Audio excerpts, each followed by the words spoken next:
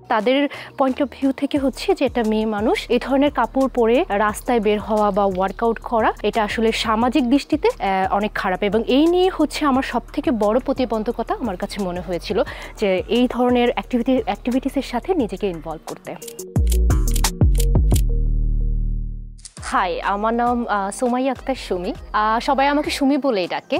আমি একজন lifestyle influencer, fashion influencer, and সেই সাথে আমি একটা জিমের ওনার, ফাউন্ডারও বলতে পারেন আপনারা, যেটার নাম হচ্ছে প্রোএক্স ফিটনেস জিম। বাংলাদেশের দক্ষিণাঞ্চলের এক রক্ষণশীল গ্রামে বড় হয়েছেন সুমাইয়া আক্তার সুমি। 2019 সালে ভিডিও পোস্ট করা শুরু করেন। ইতিহাসের ভিডিও দিয়ে শুরু হলেও দ্রুতই ফিটনেসে মনোযোগ দেন তিনি। তার উদ্দেশ্য মেয়েদেরকে আত্মবিশ্বাসী হতে এবং নিজের শরীরের নিয়ন্ত্রণ নিতে সহায়তার পাশাপাশি ইনফ্লুয়েন্সার হিসেবে অর্থ আয় করা। সুমির ধারণা, অনেক নারী নিজেদেরকে 25 বছরেই বুড়ি ভাবতে শুরু করেন। তারা তখন ক্রমশ ঘরকুনো হয়ে যায়। সো উইমেন্সের আত্মবিশ্বাস, তাদের মেন্টালি এবং ফিজিক্যালি ফিট থাকার জন্য ওয়ার্কআউটটা কিন্তু খুব ইম্পর্টেন্ট। দেখেন, যখন একটা মেয়ে, আমাদের বাংলাদেশে যে ওয়েদার, যে ফুড ইনটেক, এতে করে দেখা যায় যে 25 থেকে 40-এর মধ্যে কিন্তু মেয়েদের ফিজিক্যাল কন্ডিশন খুবই খারাপ হয়ে যায়। তারা কিন্তু স্ট্রেসের মধ্যে চলে যাচ্ছে বেবি হওয়ার পরে, বা যাদের বেবি হচ্ছে না, 9-5 জব করছে, তার লাইফটা কিন্তু অনেক বেশি স্ট্রেসফুল। তো এইসব জায়গা থেকে কিন্তু ওয়ার্কআউট, ডিসিপ্লিন, ফুড ইনটেক কিন্তু বের করে নিয়ে আসতে পারে, এবং এতে করে কি হয়, তাদের কনফিডেন্ট আরও বেশি বৃদ্ধি পায়, এবং তারা কিন্তু আউটডোর অ্যাক্টিভিটিস থেকে শুরু করে আরও এক্সট্রা অ্যাক্টিভিটিসেও কিন্তু তারা নিজেদেরকে ইনভলভ করতে পারে।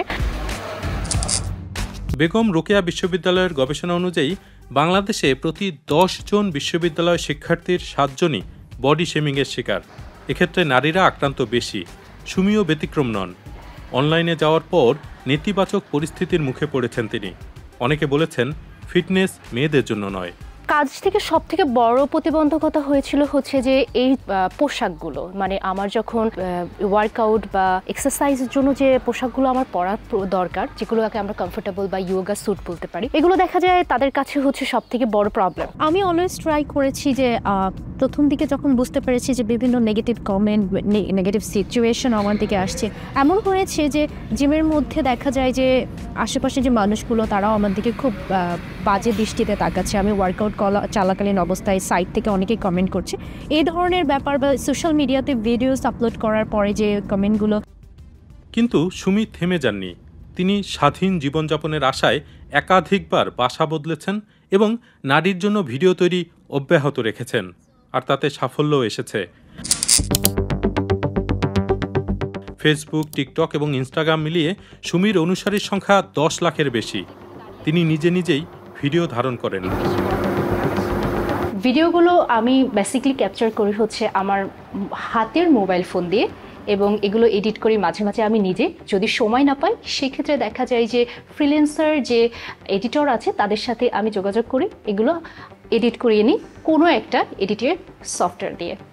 রেগুলার একটা রিলস এবং পিকচার পোস্ট করি, এবং দেখা যায় উইকলি 1 বা 2টা কন্টেন্ট ট্রাই করার মাঝে মাঝে মিসও হয়ে যায়।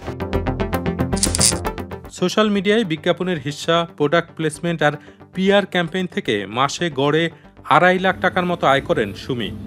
তার ফিটনেস ভিডিও অনেক নারীকে ব্যায়াম করতে উৎসাহিত করছে।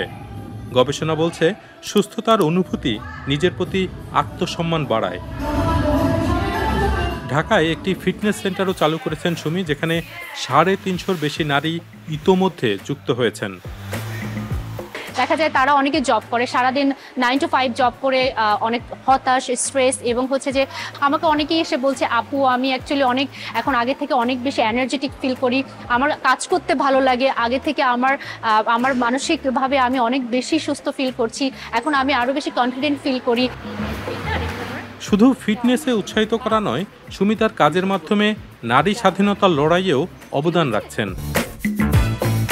আমাদের বাংলাদেশে হয়তোবা অর্ধেকই হচ্ছে নারী, এবং নারীরা কিন্তু পিছিয়ে রয়েছে বিকজ অফ আমাদের বলতে পারেন যে বিভিন্ন ধরনের প্রবলেম রয়েছে, কালচারাল যেসব প্রবলেমগুলো রয়েছে, বা মুসলিম কান্ট্রি যেখানে কনজারভেটিভ একটা ইস্যুস রয়েছে, মেয়েদের ঘরের বাইরে যাওয়া, কাজ করা, বিভিন্ন ধরনের কথা শুনতে হয়।